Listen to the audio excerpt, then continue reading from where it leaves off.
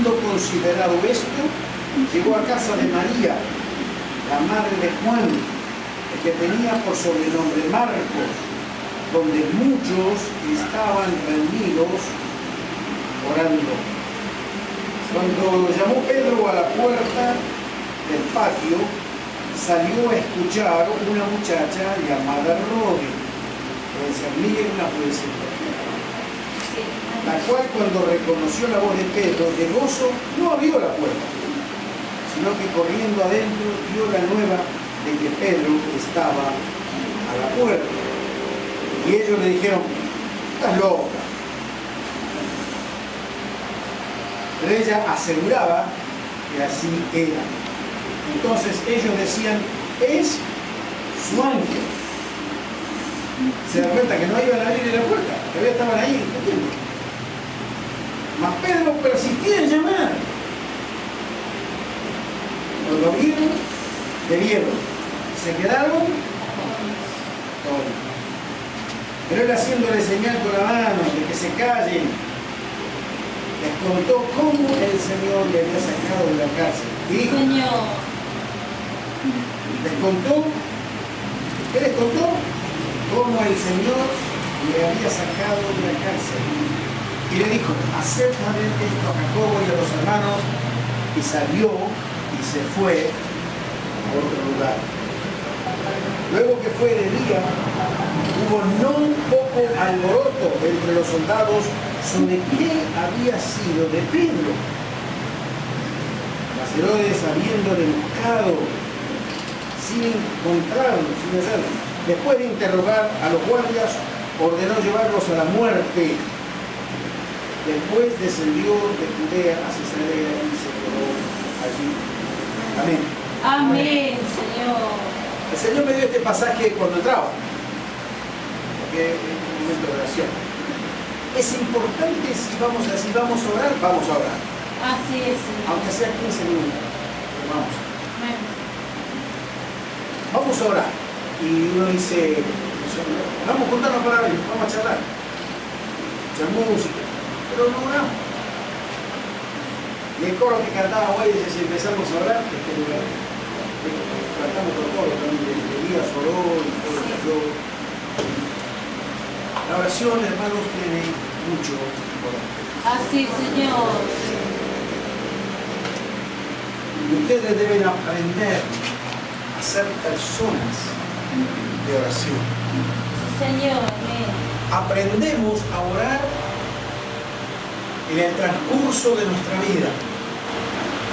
Aprendemos a ser más efectivos, y no solamente más efectivos, sino también por las respuestas que Dios nos da, aprendemos a confiar en Dios.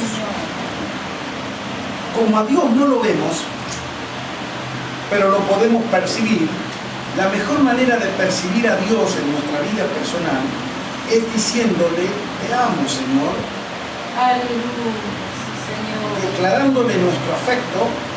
De esta manera ustedes y yo abrimos nuestro corazón, nuestra área afectiva para amar a Dios, y que Dios pueda mostrarnos su amor a nosotros en forma personal. Amén.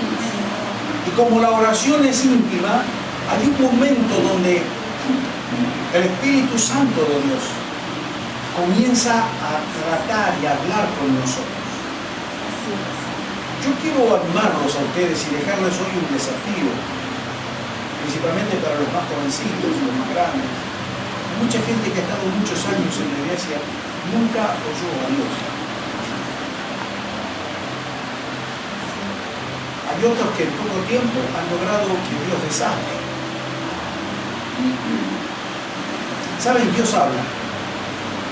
Yo cuando me convertí, quise saber si Dios hablaba. Y le pedí a Dios que me hable. Porque es como levantar el teléfono, te llaman y vos decís del otro lado, no lo ves, pero está del otro lado, no lo ves, pero del otro lado del teléfono está diciendo hola.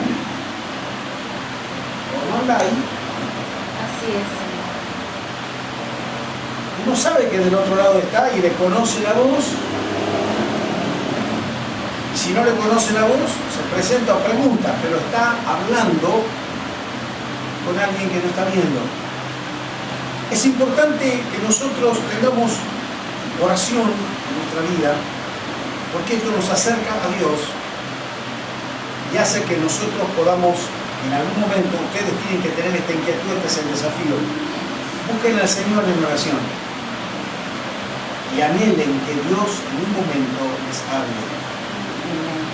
Porque en un momento, cuando ustedes son obedientes al Señor y se disponen su corazón a Dios, esta es la cosa, la oración. Disponer el corazón para con Dios. Andar en esa obediencia. Aunque sea que uno no haga grandes cosas, no tenga grandes resultados, todavía no tenga una empresa, a veces no hay trabajo. Las circunstancias exteriores son una cosa, pero el corazón es otra. Por medio de la oración, acérquense a Dios. Y anhelen que Dios les hable. Amén. Cuando Dios te habla una vez, después te va a seguir hablando. Pero da una seguridad a la vida del creyente. Ustedes deben estar seguros de en quién han creído, en qué han creído, cómo es la manifestación de Dios. Y esa es una responsabilidad personal. Aunque predicamos, podemos enseñar esto, lo otro, pero a mí me gusta en los mensajes que doy es motivar a la gente a creerle a Dios. Así es, Señor. Y que puedan tener contacto con Dios. Presentarles al Salvador, pero también que el Salvador pueda hablar con ustedes. Hay algunas personas que logran por una cuestión de don que Dios derrama, muchas veces pueden oír la voz de Dios. Otros lo escuchan menos. Pero es suficiente con que lo escuche una, dos, tres veces. Pero Dios te va a estar hablando, porque hay distintas maneras que Dios habla. La primera vez que Él me habló una voz aquí dentro del pecho. Y yo la escuché. Y yo dije, ¿cómo es que estoy escuchando esta voz en el centro de mi pecho, casi en el vientre acá? Y me quedé sorprendido. Y meditaba a toda velocidad. Y estaba oyendo con los oídos espirituales. No te hagas problema porque lo vas a saber que es el Señor. Porque de acá adentro no te puede hablar nadie. Si no es Dios, hablar en tu idioma. No te va a hablar en ruso, te va a hablar en el idioma tuyo. Al ruso le hablará el ruso y a nosotros nos hablarán en castellano, en español. Y otra vez también escuché la voz de los ángeles. Una sola vez en mi vida escuché la voz de Jesús, que fue lo que cambió absolutamente mi vida, lo que cambió absolutamente el ministerio. Desde ahí en adelante empezaron a ocurrir maravillas que yo ni siquiera las promovía. Estábamos cantando en la iglesia, después que eso pasó, que escuché la voz del Señor y me dio un golpe de electricidad, cayó un rayo del cielo, de este tamaño era, todo así, color fuego. Me golpeó, pero fue un golpe más fuerte que una trompada. Me pegó un golpe y pasó por toda la espalda. ¡Pah! Sentí lo que pasó, pero a la velocidad del rayo me electrizó. Yo quedé ahí, estaba arrodillado. El domingo cuando fuimos a la iglesia estábamos cantando, yo levantaba las manos y la gente, había algunos que estaban enfermos, había una señora que empezó a levantar las manos y a decir, Dios me está sanando. Y yo decía, ¿cómo sabe? Yo ni sabía, no estábamos promoviendo, no sabía que eso había llegado, ni siquiera estábamos diciendo vamos a orar por los enfermos. Se estaba sanando, Dios estaba sanando porque Dios estaba allí. Es decir, estaba corriendo esa presencia de Dios, ese toque de Dios. Y así pasó otras veces más. Acá encontramos una situación. Herodes el rey era la máxima autoridad, máximo poder político. Tenía las fuerzas militares de Roma a su favor. La iglesia estaba en un movimiento de crecimiento. Los apóstoles y la iglesia que estaba allí reuniéndose era una iglesia que no tenía afiliaciones políticas, o por lo menos algunos, pero los líderes de la iglesia no, ninguno de los apóstoles era militante de tal o cual partido político. Y la iglesia estaba creciendo en número y milagros estaban pasando. Entonces la sociedad y la ciudad y la sociedad allí se comenzó a conmover. Este Herodes era el que había Este Herodes era hijo de... Este era Herodes el tetrarca. Su papá fue Herodes el Grande, el que buscó matar a Jesús, que después murió a los poquitos años, pero quiso matar a Jesús y él tuvo que entregar su reino a 3 de sus hijos. Este Herodes, cuando vio que había este tumulto, había tomado a uno de los apóstoles y estaba atacando a la iglesia, lo mete preso a Pedro para juzgarlo, pero la iglesia oraba en la casa de Juan Marcos. ¿Dónde oraba? En la casa de Juan Marcos. En la casa de un hermano. Ellos no tenían templo. Ellos se reunían en las casas. Todavía en el momento del principio de la iglesia, cuando iban al templo de Jerusalén, muchas veces iban al templo, que era de los judíos, porque ellos eran judíos, iban al templo de los judíos, pero su vida ya había cambiado. Ellos no estaban siguiendo la ley de Moisés, ahora estaban siguiendo los mandamientos de Jesús. Pero se reunían en las casas. Había una transformación en sus mentes en cuanto a quién adorar y cómo adorar. Había una revelación, el reino de Dios había descendido de sus corazones y habían entendido que ellos podían adorar también en las casas y estaban orando. Pero algo pasa mientras ellos están orando. Fíjense, cuando nosotros miramos este pasaje, vemos a este apóstol que el hombre estaba sentado, tenía guardias a los costados. Fíjense la custodia que le pusieron. Adentro de la celda, 2 soldados. Además estaba atado con cadenas, con grillos. Estaba cerrada la puerta del calabozo donde él estaba.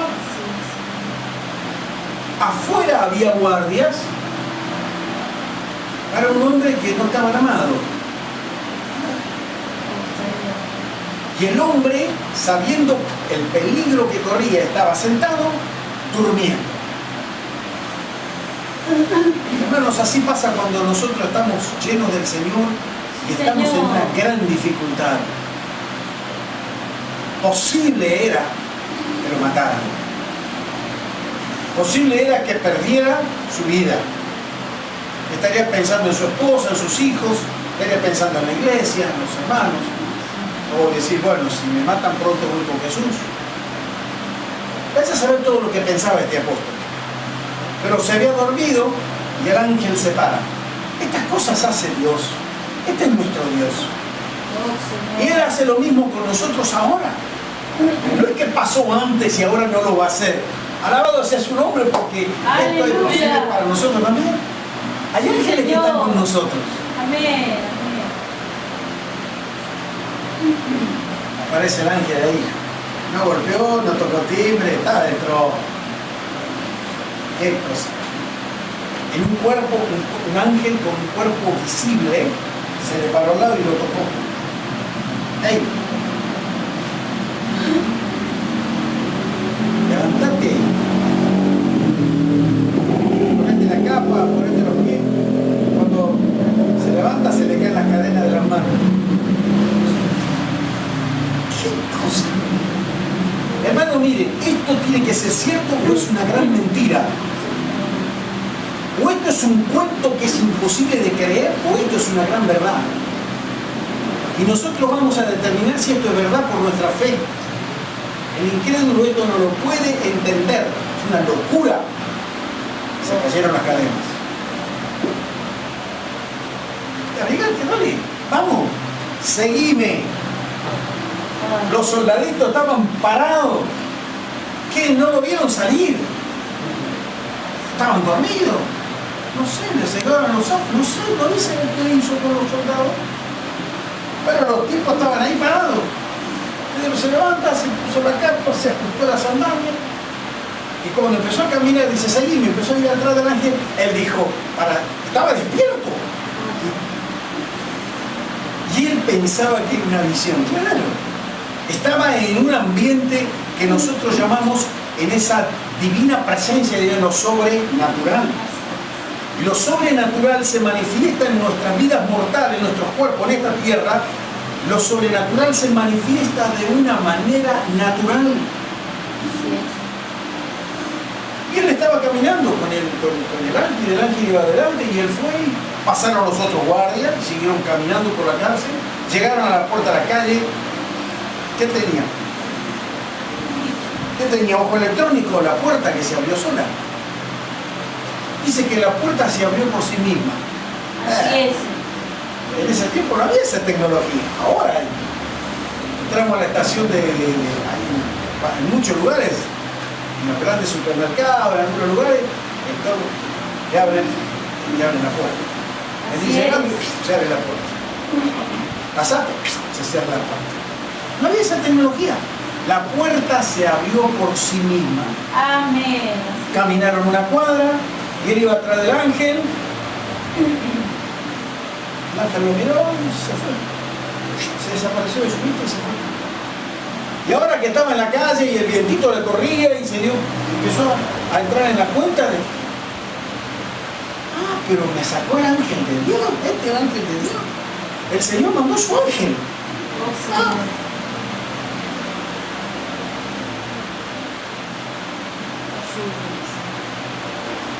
Se fue a la casa del hermano, a la casa de Juan Marco y estaban en él.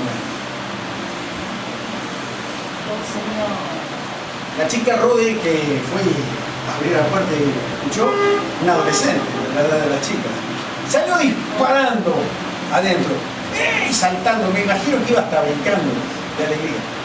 El apóstol Pedro está en la puerta. No, la Biblia dice que me dijeron que estaba loca. ¿Estás loca? Si Pedro está preso, ¿cómo lo vamos a...? No, es él, le conocí la voz. Y nadie iba a abrir, le empezaron a dar vuelta. Y Pedro, estaban llamando, entonces fueron a ver, porque si no seguían llamando no le iban a abrir. Me parece que le había agarrado cierta clase de cuidado cuando fueron a la Pedro. ¡Qué alboroto! Imagínense, a la madrugada aparece este. Y Pedro encuentra a una iglesia orando. Amén, Señor. Dios obrando. Les contó lo que pasó y él se fue de la ciudad porque lo iban a venir a buscar para matar. ¿Qué pasa con la gente del mundo? Los guardias los mataron. No tenían explicación los muchachos. ¿Qué iban a decir? Es decir, la muerte estaba en el corazón de Herodes. El tipo quería matar al apóstol Pedro.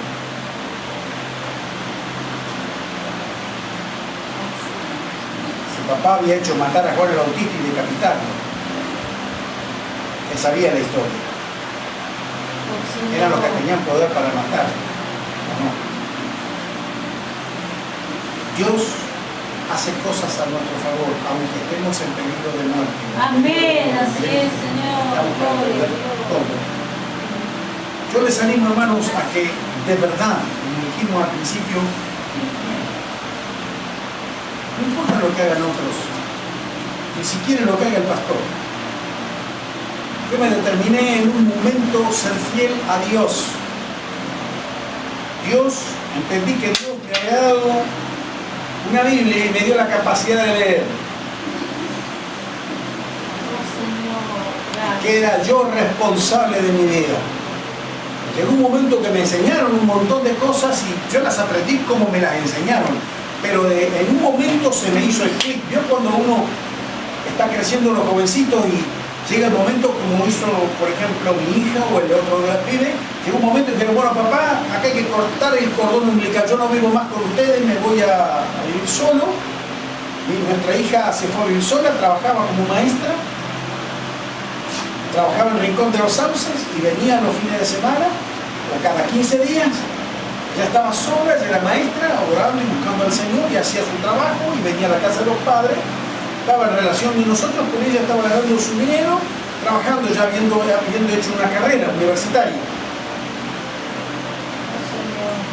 Nuestra responsabilidad era que ella alcanzara esa carrera. Tenemos que apoyar a los jóvenes, y si los padres no pueden, tienen que hacerlo la iglesia de alguna manera. No sé lo que hay que hacer empanadas, no sé lo que hay que hacer, pero la plata hay que juntar, los chicos tienen que ir. El Señor. asunto es que llega un momento que uno corta el cordón umbilical. Si ya no dependo más de mi papá. Y los padres tenemos que aceptar eso. Ustedes que son jovencitas y los pibes, llega un momento que uno corta. Hay gente que tiene 30 años y sigue al lado de la mamá y del papá porque son re bravos. No crecen nunca, no quieren. Y hay otros que temprano cortan. Pero cuando nosotros cortamos y decimos, bueno, todo lo que me enseñaron es bueno, de paso yo voy a empezar a hacerme responsable de mi vida espiritual y voy a revisar si lo que me enseñaron estaba bien enseñado. Y empezamos a buscar a Dios en oración y en la palabra. Señor. El Espíritu Santo de Dios vendrá a sus vidas. El Espíritu Santo hará con ustedes lo que hoy tal vez ni siquiera ustedes se imaginan. Amén. Y el Espíritu de Dios vendrá y comenzará a enseñarles Sí, Señor. y a guiarlos y a entender la obra que tienen que hacer acá como congregación, la tarea que quiere hacer el pastor, apoyar la visión y están entendiendo de qué se trata este asunto. Gracias, Señor.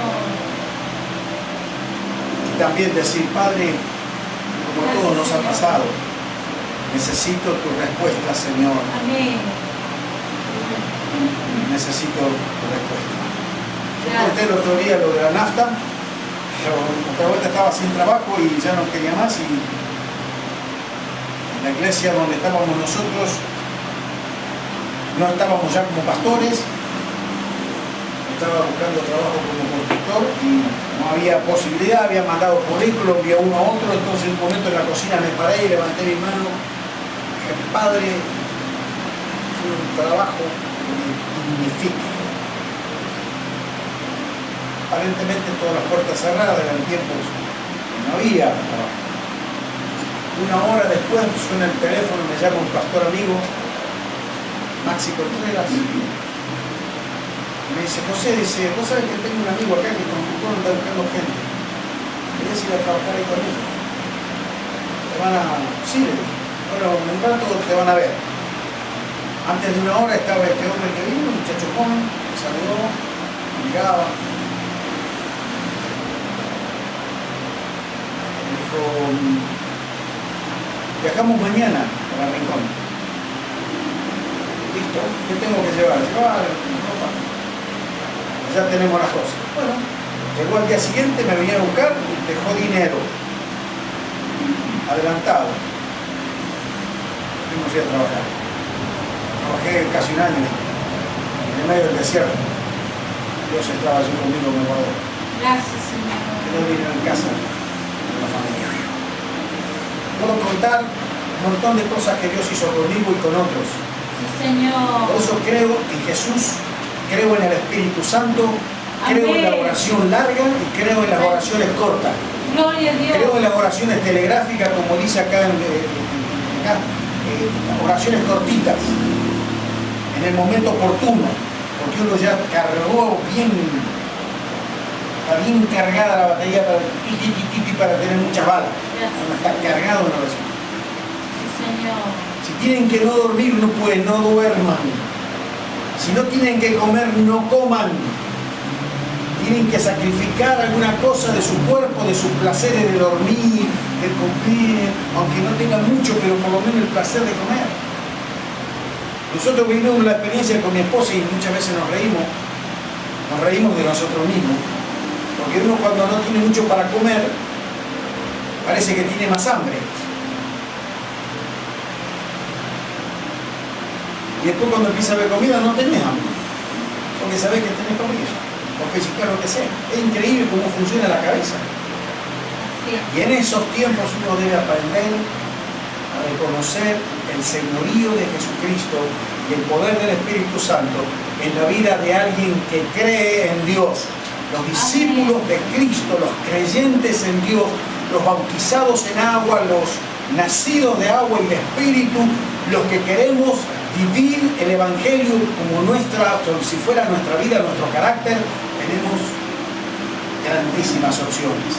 Ninguna puerta está cerrada. Así Así es, Señor. Y no necesitamos que de repente sí hay una palabra profética que nos ayuda, que nos orienta. Es bueno eso. Yo estoy a favor de eso. Pero no que tenemos que andar corriendo atrás de cualquier profeta. ¿Qué me dice Dios? ¿Qué me dice Dios? Que vos no le podés preguntar. Y caemos en manos de cualquiera. En vez de ponernos en la mano de Dios, caemos en la mano de cualquiera. Y cualquiera que vino, que se quiera hacer el profeta, te dice cualquier cosa. Y vos salís creyendo cualquier pavada. ¿Se dan cuenta? Y Dios quiere que seamos un pueblo sabio, no tonto. Amén, amén, Señor. Buscadme y viviréis, dice el Señor. La iglesia oraba, Dios soltó al apóstol Pedro, Pedro zafó, siguió predicando el evangelio. Más adelante, muchos años después, murió. Pero no por la voluntad de ese tipo recontrapoderoso que se llamaba Herodes. Dios se lo sacó de así. Ya lo tenía acá y Dios se lo sacó de la boca. Dios hace eso con nosotros. Dios va a mandar un ángel en la cárcel, a tu casa, en la plaza. Su espíritu estará a favor tuyo. Está a nuestro favor. Hermanos, sepan. Dios está a tu favor. Amén, gloria a Dios. Dios no está en contra tuyo y Él no ha venido a condenarte. Él ha venido a darte vida y vida en abundancia. Jesús